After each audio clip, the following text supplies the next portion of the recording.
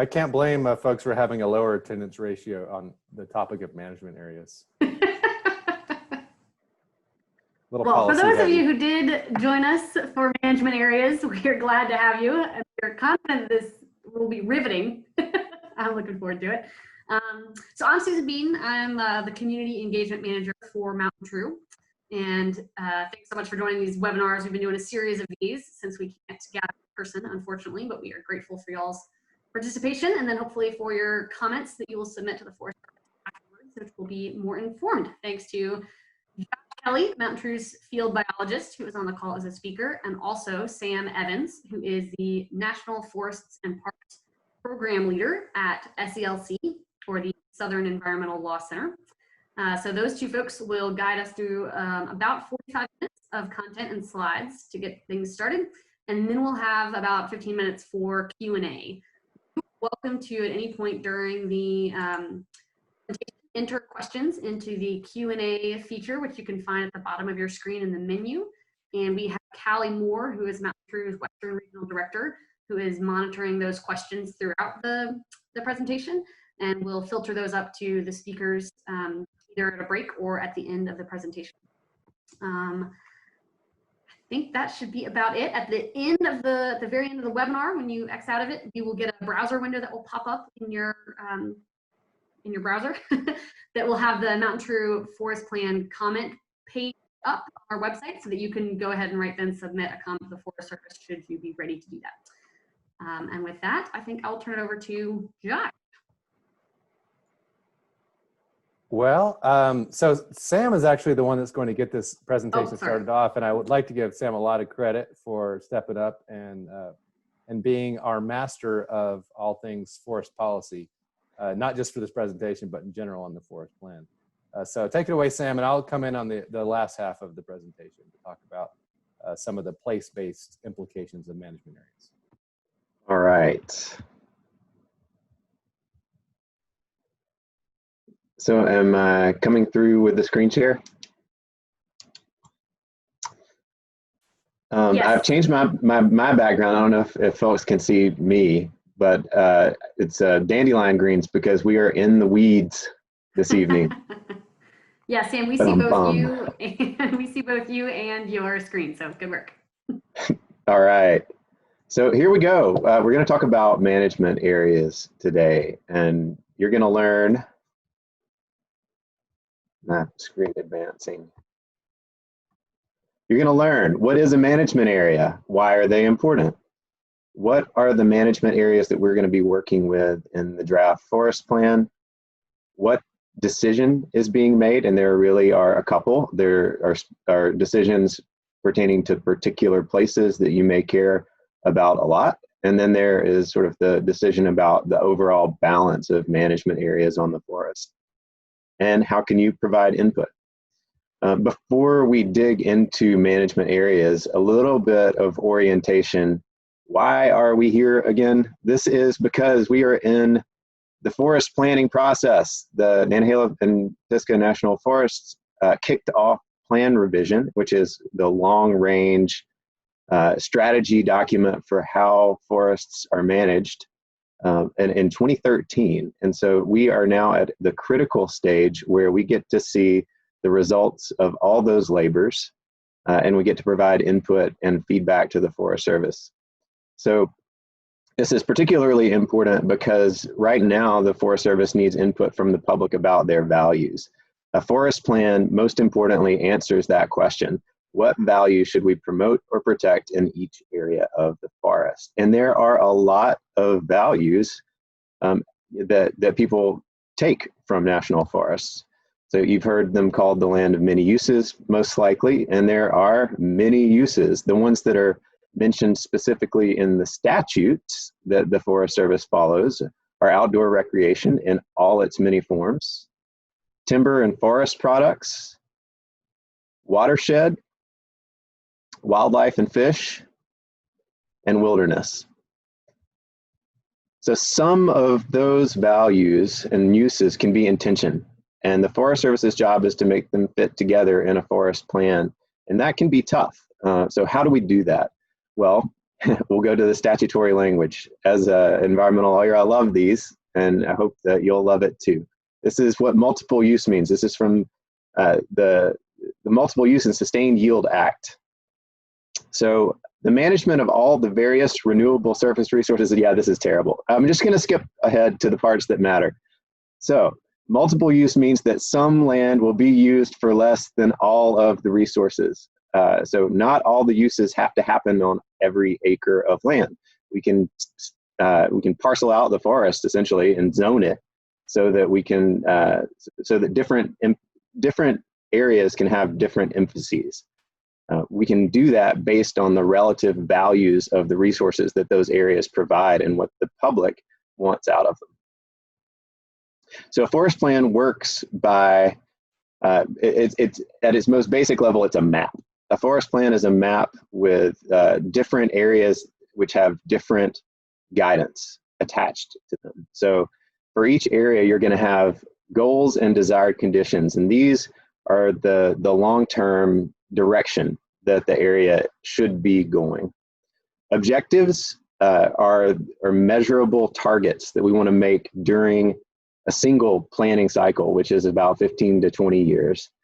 So how much progress do we think we can realistically make toward those long-term desired conditions? Maybe we're already meeting desired conditions. So maybe in our desired is that it be unroaded and have wilderness character. And we're already meeting that. And so the question would be, how do we maintain it?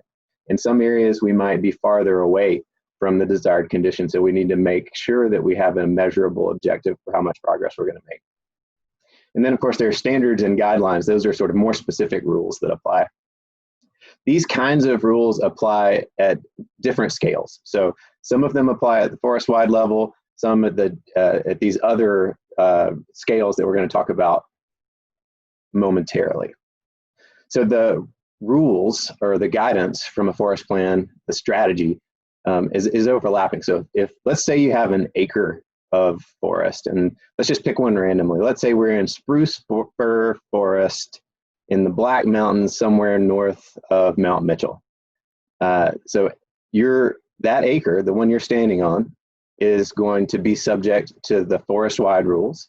It's also going to be in the Black Mountains GA. So the guidance that attaches to the Black Mountains GA, that's a geographic area, is going to apply to that acre. And none of the rules for any of the other GAs are going to apply there. You're also going to be subject to the desired conditions for that ecozone, the spruce fir ecozone, which is different from all the other ecosystem forest communities on the forest. So there are different desired conditions based on the species that ought to be there. And you have management areas, which we're going to spend the most time on tonight. So geographic areas, there are 12 of them. They're fairly big. They're about 100,000 acres each. There's only one of each. That's the most important thing about them. They're non-repeating. The guidance that goes along with geographic areas is essentially designed to illustrate how the area is unique.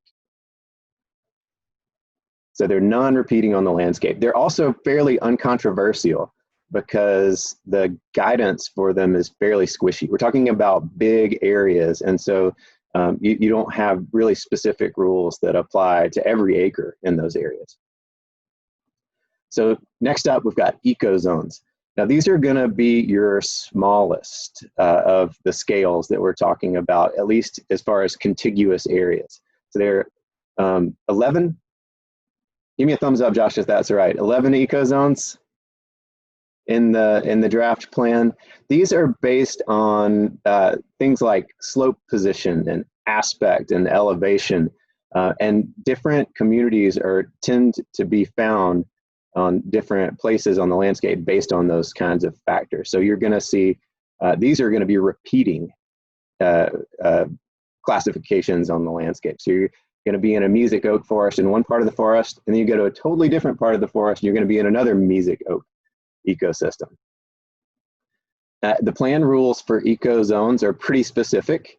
The desired conditions will talk about how much old growth should be in that ecozone if you added it all up across the landscape, for instance. These are also, the mapping of these ecozones is fairly uncontroversial. This isn't a big issue. It's not a big question mark for the plan.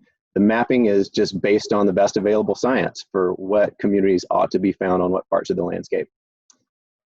And this brings us to the next scale, management areas. So management areas are sort of medium-sized compared to the other scales that we've talked about.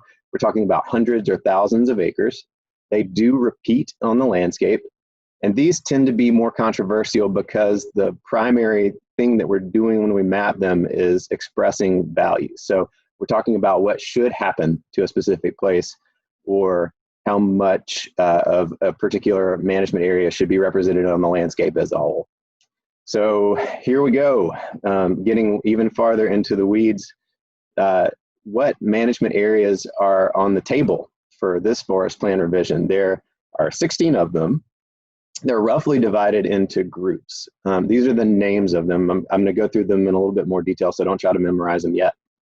The groups are really useful for understanding sort of what might what might happen in any of these particular ecosystems. So in group 1, you have the most flexibility to conduct logging projects. So these are the places, and other kinds of active management, like even just prescribed fire, but logging certainly is maybe the biggest issue for our plan revision. And so a lot of human tinkering can happen in group 1 ecosystems. And in fact, these are scheduled for timber harvest. So group 4 at the other end of the spectrum is where we expect natural processes to apply. These are things like wilderness areas.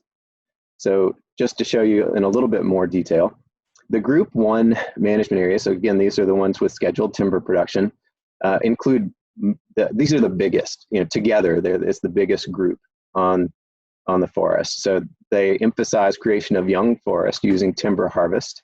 There are few, if any, limitations on logging and road building associated with those harvest activities. Interface is a little different from Matrix in that it contains areas where people spend a lot of time. And so there are some considerations for the, for scenic issues and concentrated recreation issues. Group 2, so this is moving down the scale just a little bit. Logging is allowed but limited, and we'll run through these really quickly, but this would include the Appalachian Trail Corridor, which contains some scenic limitations, national scenic byways, heritage corridors, wild and scenic rivers, experimental forest, and cradle of forestry. There's also an ecological interest area, and this is one of the more important areas that you can give the Forest Service feedback. But this is an area where timber harvest can be heavy, but its purpose is limited to improve species composition. Group 3. So this is, these are areas where natural disturbances are the biggest driver for change on the landscape, but there are some exceptions to that where we might go in and do stuff too. So this would include the backcountry management area, the special interest area, which is a category that protects special biological values and also geological points of interest, and Roan Mountain.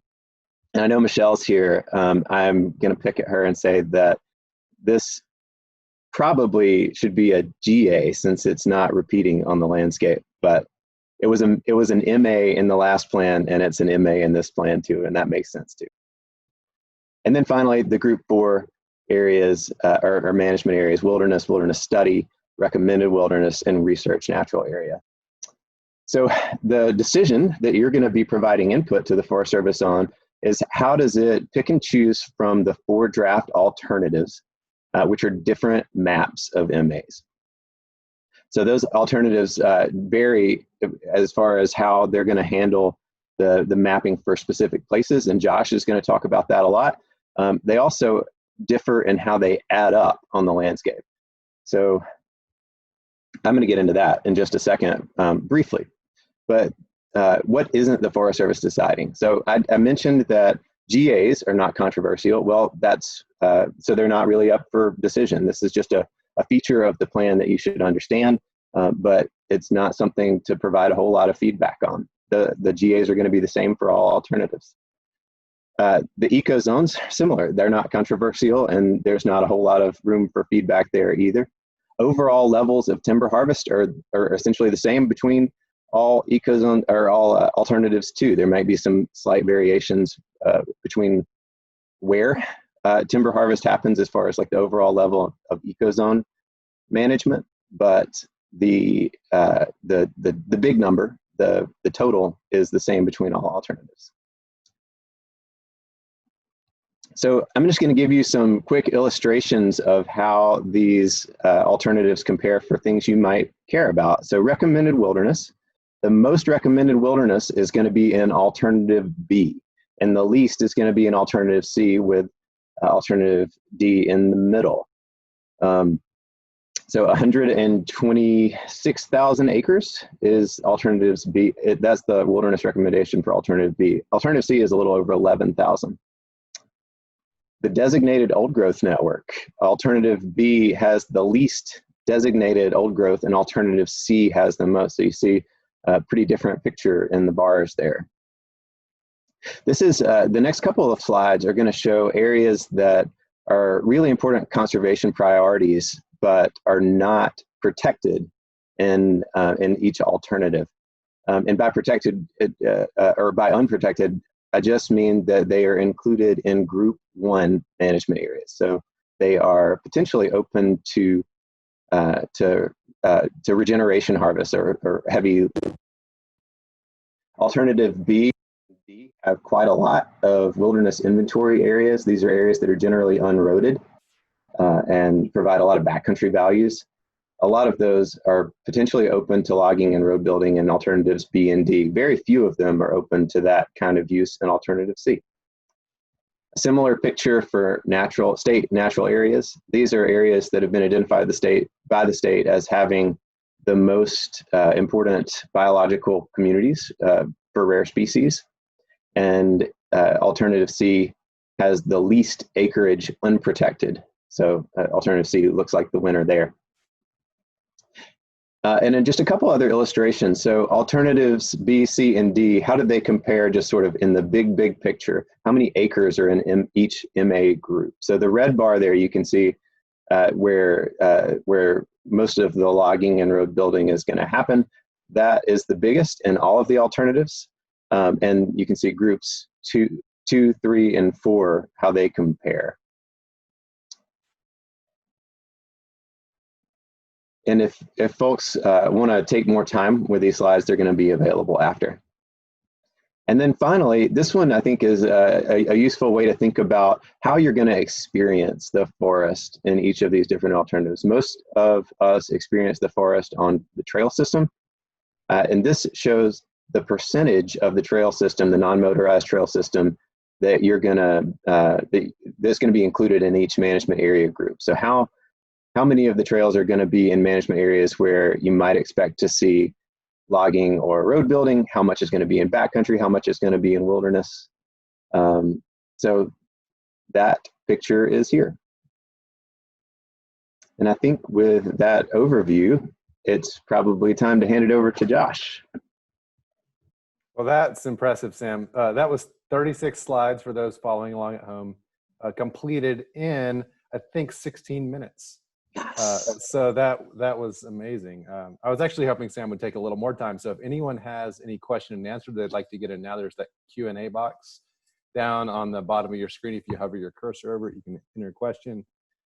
If not, I will go ahead and share my screen and get to my portion. Hey, Josh, I actually do have a quick question that's from me. All right, Callie, let's hear it. So Sam, did that last slide, when you say non-motorized, are you including mountain biking in that or not? I am including mountain biking. So that would include hiking, horse, and biking. Okay, sweet. Thank you.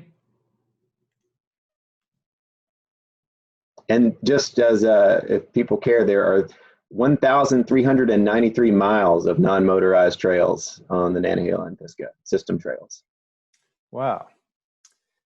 Good stuff. Well, so for my portion of the presentation, we are going to look at a few maps and look at how management areas change on the landscape. And so in looking at how management areas change, I think it's pretty clear if you dig into the plan that there are just a few management areas that vary by alternative. And primarily those are matrix, backcountry, recommended wilderness, and ecological interest area that vary the most by each alternative. In fact, ecological interest area isn't even included in alternative B. It's only in alternatives C and D.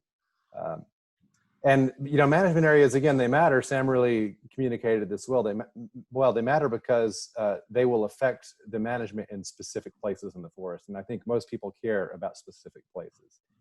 And so just to explore that in a couple areas of the forest, we're going to look at some maps. And I will attempt to use some of my Zoom tools, kind of like a chalkboard, to draw on these maps so that we can talk about some of these places. First, I'm going to highlight how the Nantahala Mountains change by each forest plan alternative.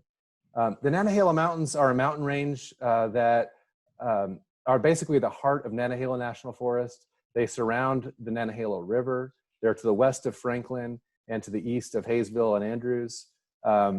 They are some of the most intact and consolidated areas of Forest Service ownership.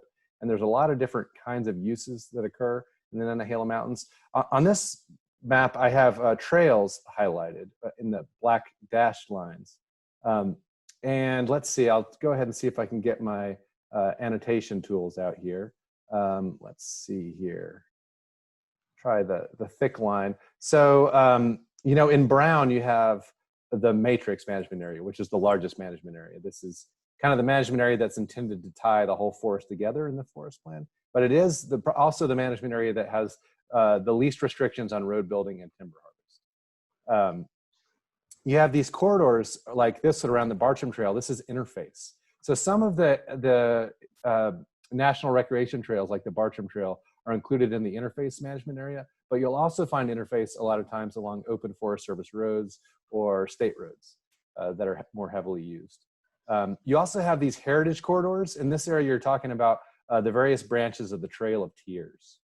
And the heritage corridors have specific management. They're a relatively small acreage of the forest, and they're the same throughout alternatives. Alternative B, pardon me, is notable in having a fairly kind of bimodal management strategy where you have a lot of land in matrix and interface in group one, and then you also have 126,000 acres of wilderness recommendations. So all these purple areas like Tusquity Bald, Wester Bald, and some of the southern Nantahala additions are some of the wilderness recommendations in the Nantahala Mountains. You also have areas like Coweta Laboratory, which is a hydrologic laboratory. You've got the Appalachian Trail Corridor that has its own particular management strategy.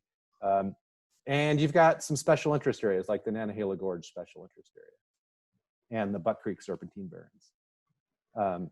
And then finally, you've got a couple of backcountry areas like Boteler Peak and Chiowa Bald. So that's kind of the context for what you're looking at. I guess another one I should mention though is Southern Nantahala Wilderness, which is the wilderness area at the very bottom of the screen. Just put a check mark on that in case you missed my annotation. So again, this is sort of a bimodal management strategy where you've got either matrix or wilderness or recommended wilderness and a little bit of backcountry thrown in. One of the ways to evaluate these management areas is where the existing road infrastructure is. Let's see, I wonder if I can, and might need to erase my, might need to undo my annotation here. Let's see if I can advance my screen now. But I clear. Need to clear this. Clear all drawings. Okay, now let's see if I can advance. This is unfortunate. I'm still not able to advance.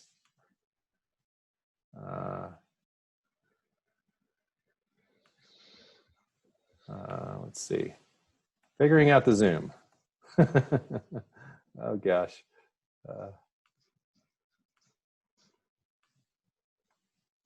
There we go. So now let's look at the road infrastructure on this map. All the red lines are Forest Service roads and some state roads in this case.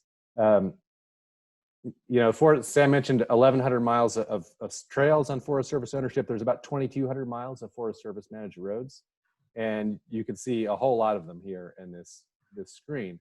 You can also see they tend to line up pretty well where you have the roads with the matrix management area. There are some areas you might notice, though, that are in matrix but have a very low road density, like Ash Cove, like Piercy Bald has just one road in it. If there weren't quite so many squigglies, you would notice an area around Tellico Bald. You know, there are some areas that have lower road density that are also included in matrix, and to you know, execute, say, timber management in those areas would require more road building, which matrix allows. Let's see here.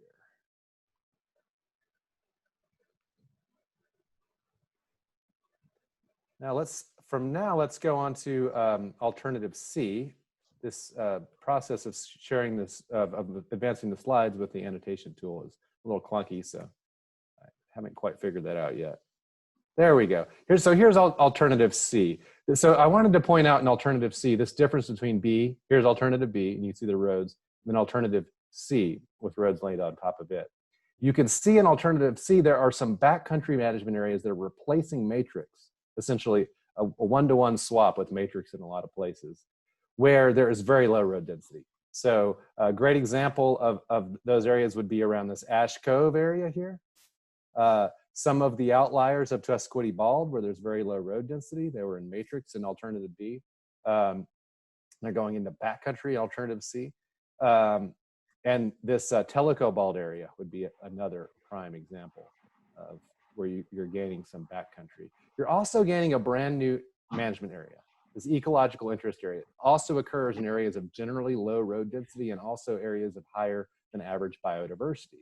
So you can see there's an area that matches that description here on the north side of the Boteler Peak roadless area.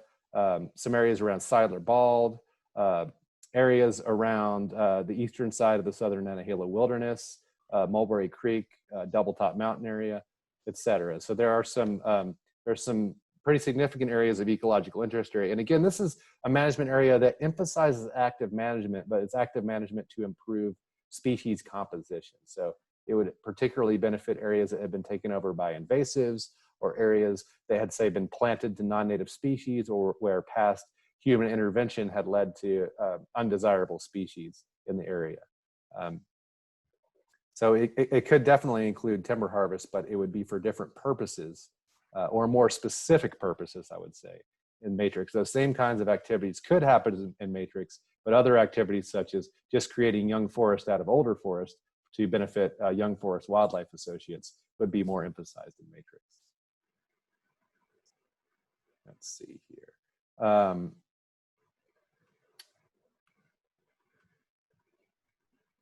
So yeah, I want to look one more time at the difference between alternative B with the roads laid on top and alternative C. Here's alternative C without the roads laid on top. And then we'll look at alternative D. So here's the difference between D and C. So you're going from C with quite a lot of backcountry to D, going back in the direction of matrix. D has almost as much matrix as alternative B. The only difference is you're having some of the backcountry areas in alternative C that were matrix in alternative B going into ecological interest area.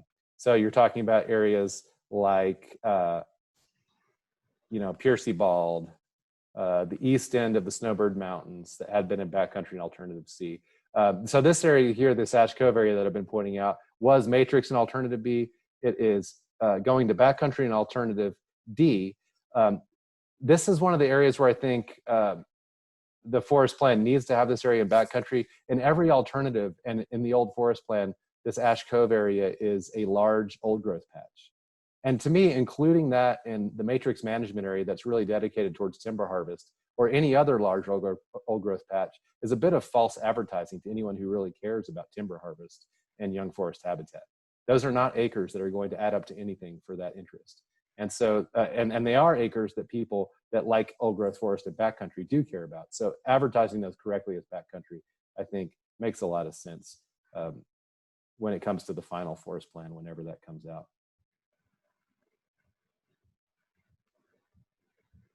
So we're going to move, let's see, I guess I have one more slide. Sam did mention some of the unprotected conservation priorities in the forest plan.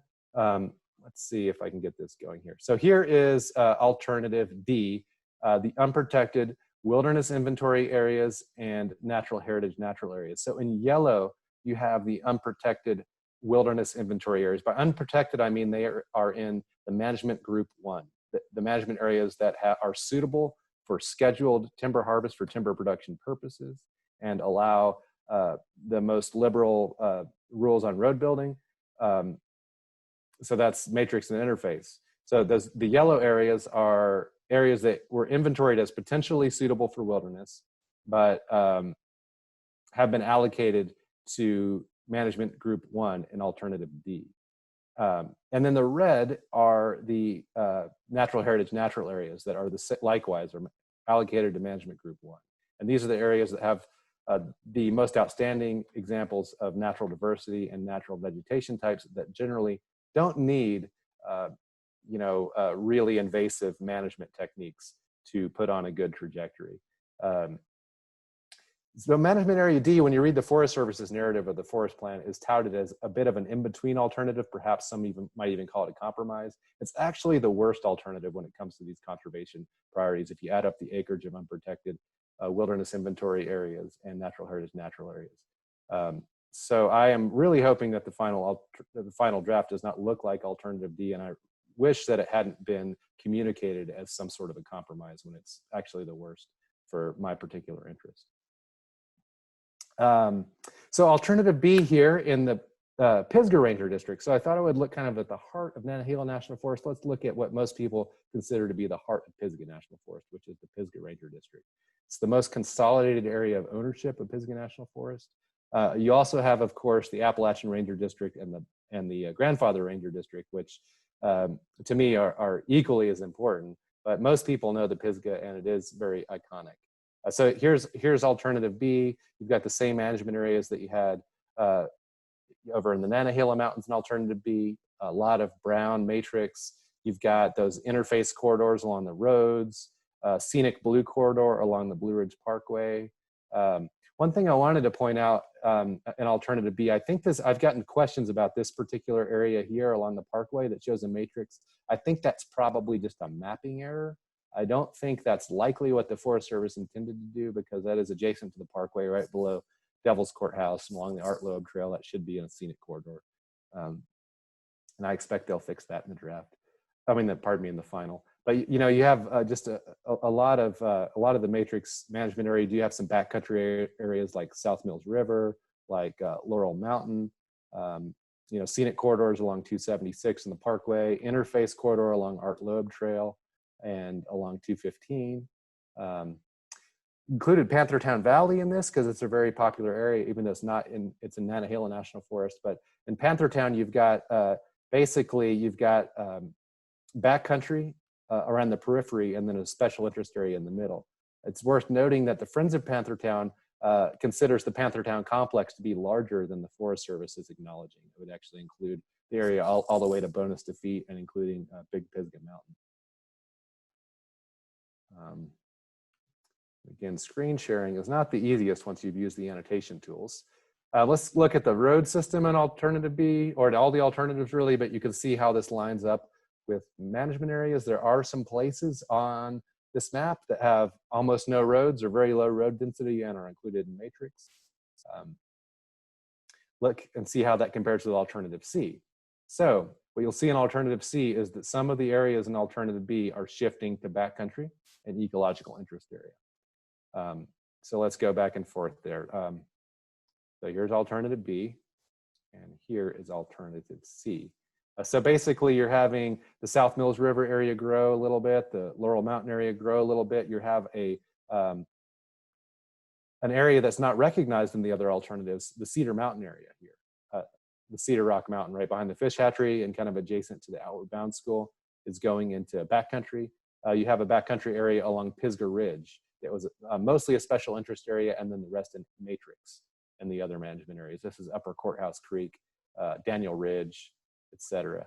And then you have some ecological interest area. It's interesting, you go from backcountry around Panthertown to ecological interest area, which is kind of an interesting change, but it does expand out closer to the boundaries of what Friends of Panthertown call the Panthertown Complex. And let's take a look now at, let's see if we can get this to work.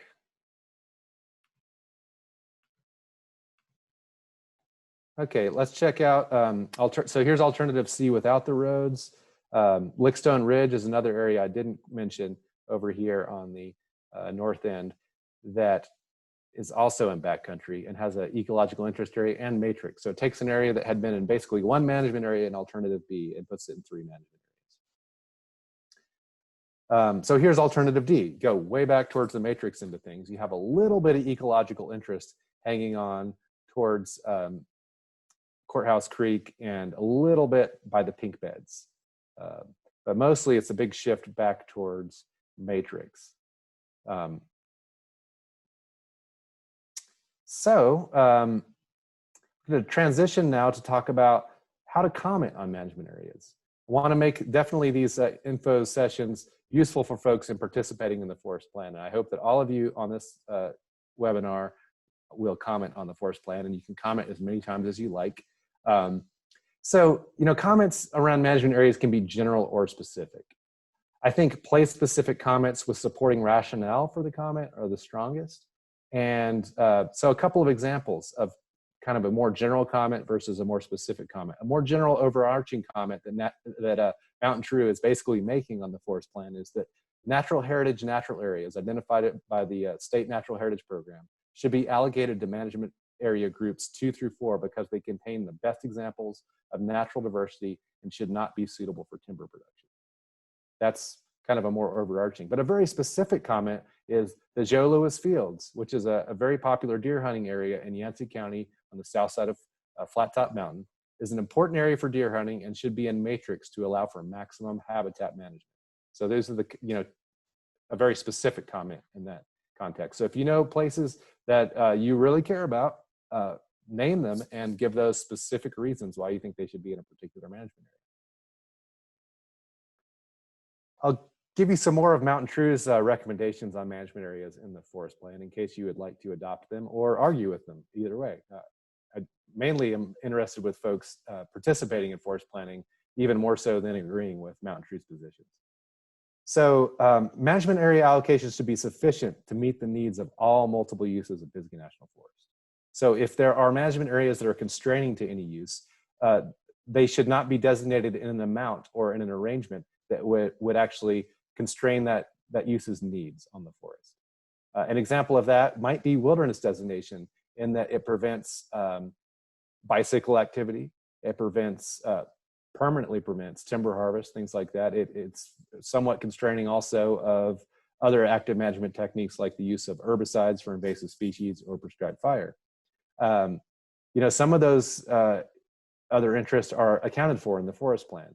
The draft plan states that basically all of the recommended wildernesses under all the alternatives are not really realistic. They're not realistic for timber harvest because the infrastructure isn't there and because they're too rugged and remote to get to, at least under this planning cycle.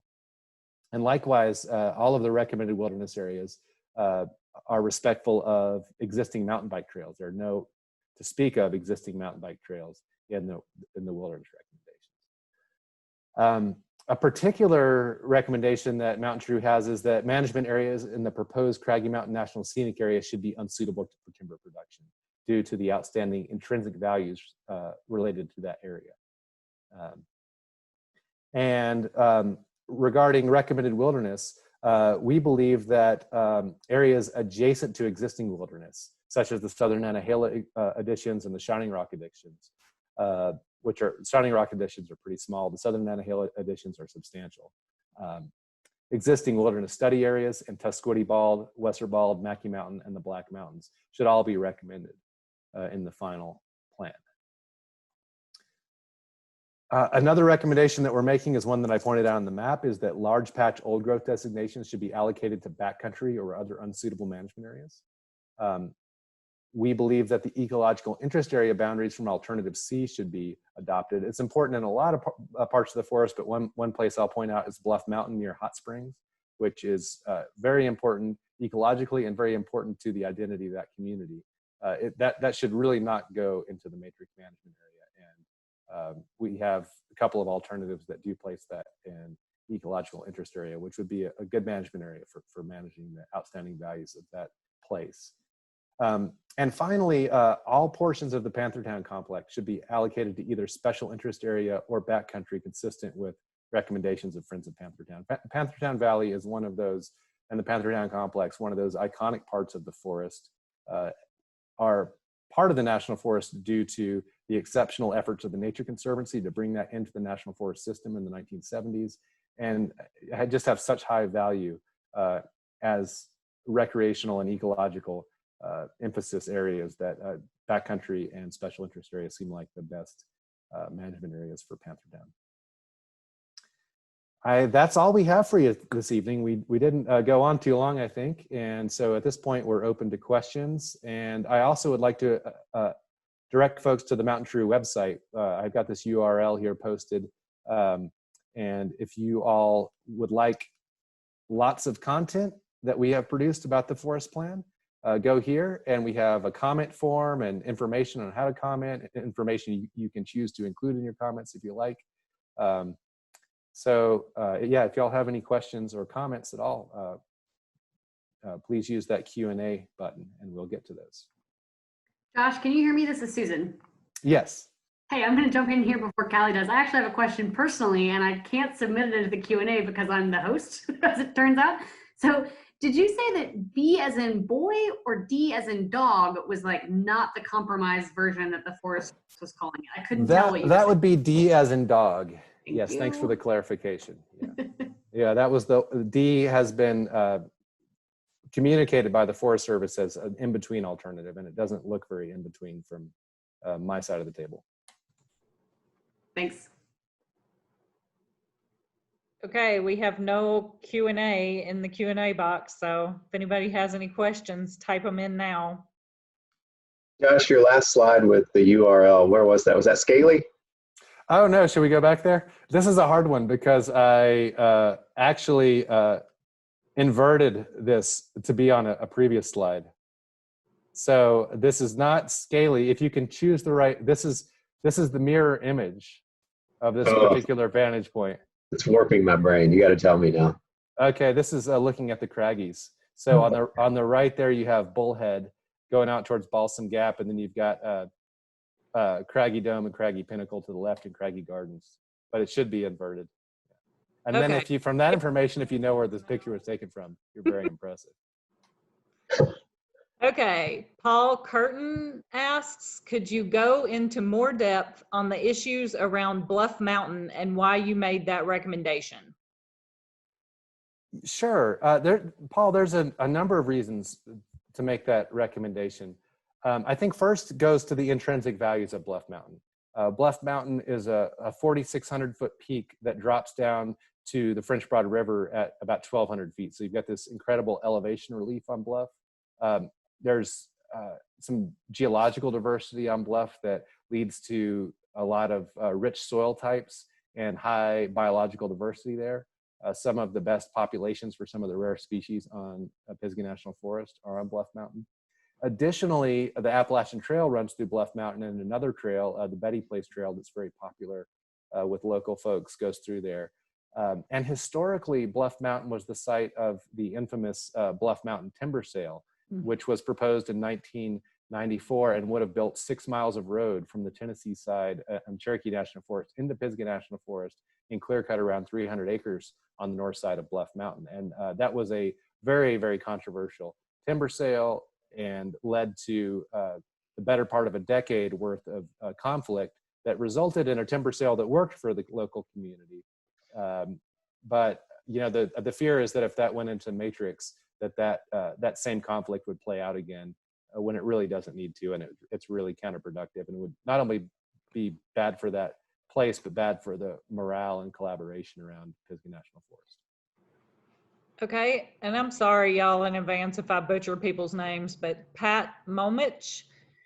Josh, do you know, this is also about Bluff Mountain. Do you know why Bluff Mountain's designation in alternative C is for ecological area instead of special interest area? Yes, I do, Pat. Hey, Pat, thanks for attending. Pat's a friend of mine and a biologist herself and a real knowledgeable person. Pat, the special interest areas that the Forest Service added in this, are proposing to add anyway, in the draft plan, and they should get some kudos. They are proposing to add a significant number of special interest areas. These are the areas rated by the North Carolina Natural Heritage Program as exceptional. That means they are one of the best 1 or 2 examples basically in the world for a particular species or a particular community type. Bluff Mountain does not rate as exceptional. It rates probably as high on the list of natural heritage natural areas. And there are natural heritage natural areas on Bluff Mountain. So that's why only those areas that rated as exceptional were given a hard look, I think, for adding to special interest area in general. But there may be a more particular answer to that.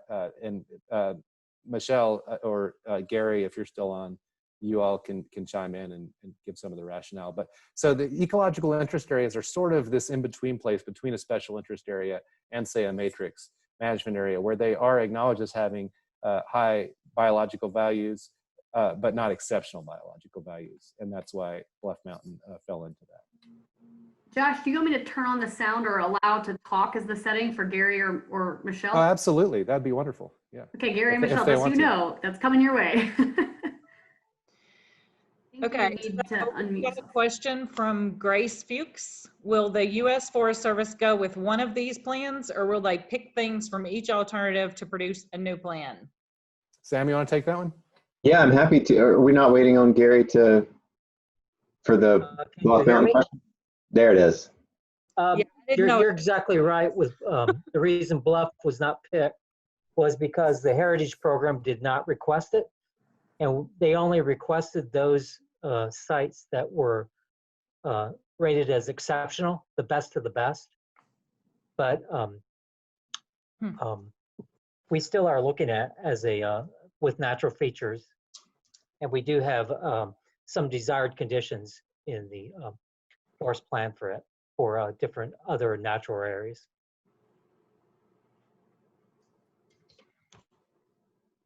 Thanks, Gary. The question, Sam?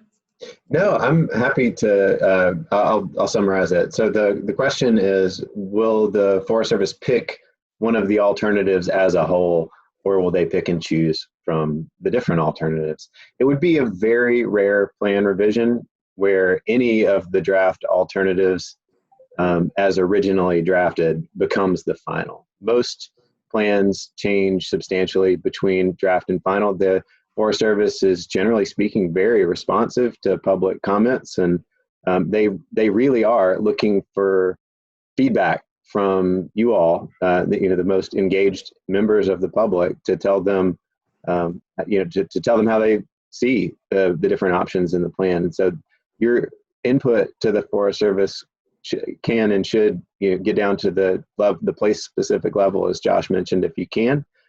It can also address these kind of overarching issues.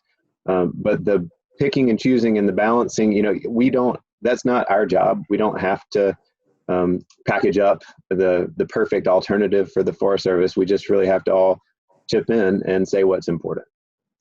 And they'll have a year or so between draft and final where they can crunch the numbers and put things together in a new way. Okay. Thanks, Sam. So the next question is from Kathleen Seguin.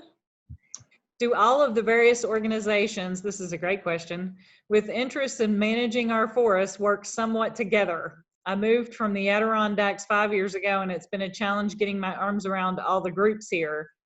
Adirondacks had APA for all 6 million acres. I think, Callie, you could have answered that one. All of your panelists and tonight participate in the Nantahala-Pisgah Forest Partnership and another collaborative group called the Stakeholders Forum for the Nantahala-Pisgah National Forest. Those collaborative groups include everyone from the timber industry to game wildlife groups, to sort of traditional environmental conservation groups, and recreation groups as well. So we are all working together to provide as much consensus feedback to the Forest Service as possible. And so when we give you specific, or when Josh gives you MountainTrue specific input on the plan, for instance, that's intended to be consistent with what we are working on and sort of bringing to the table in the collaborative groups too. It's a messy process because the timing is tough, right? Like the collaborative groups are working at the same time as we're trying to educate members and supporters, but we're straining to be as consistent as possible so that we can support each other. It's really important at the end of this that the folks who want to see more active management on the forest to deal with declines that they're seeing in species that they care about, so may want to see more timber harvest to benefit those species, can count on support from us, and that we can count on support from them to protect some of the areas of the forest that are most sensitive to logging, to protect the critters who live there. And it's that sort of mutual support that we're working on in those collaborative groups.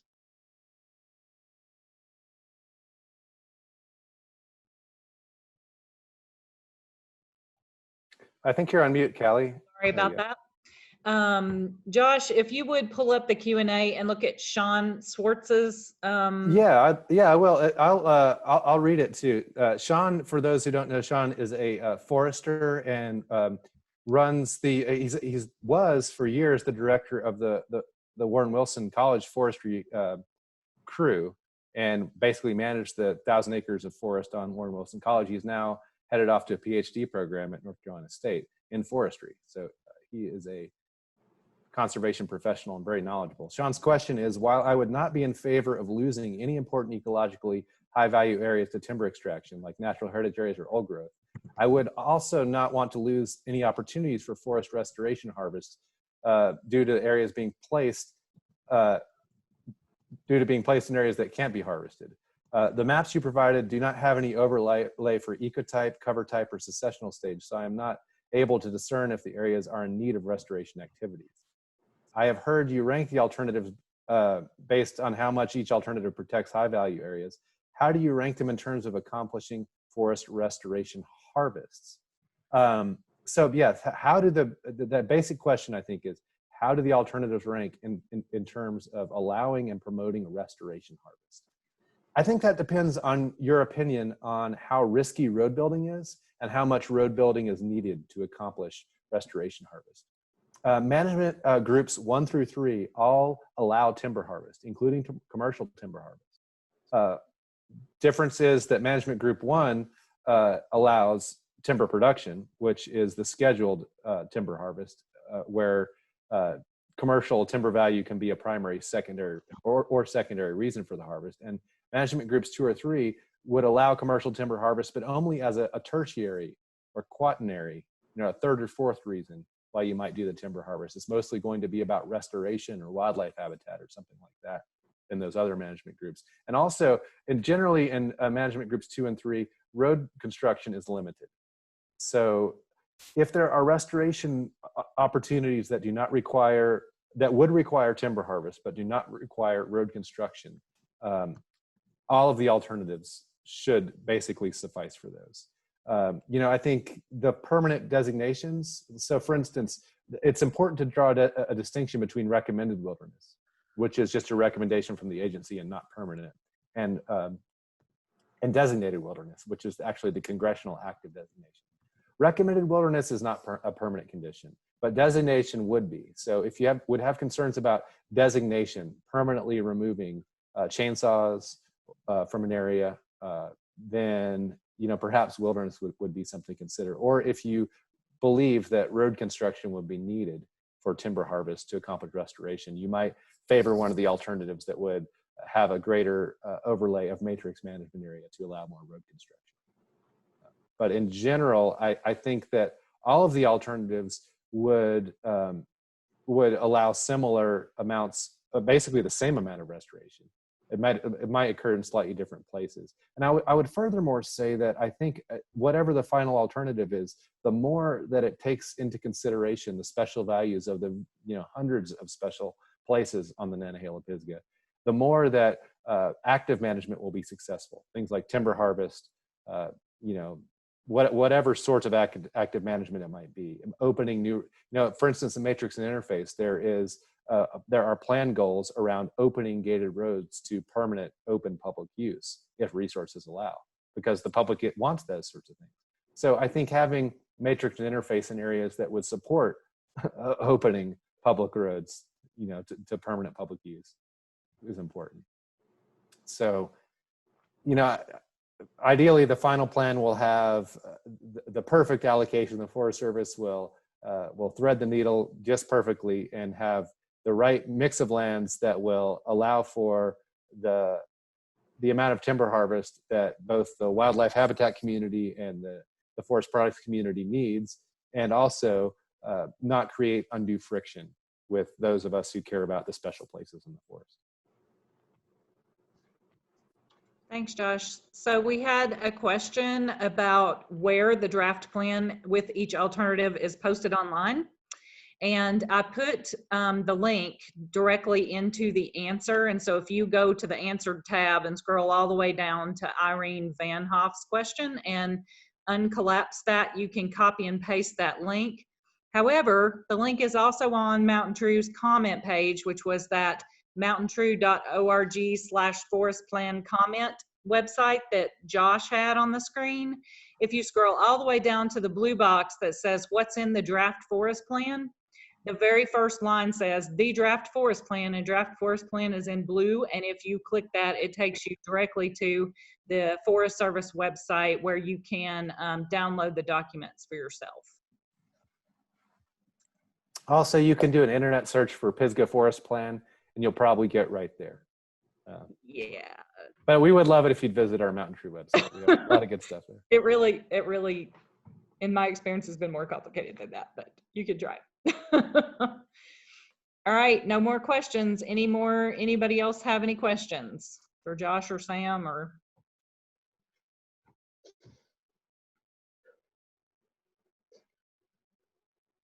Josh, is it Locust Ridge? No.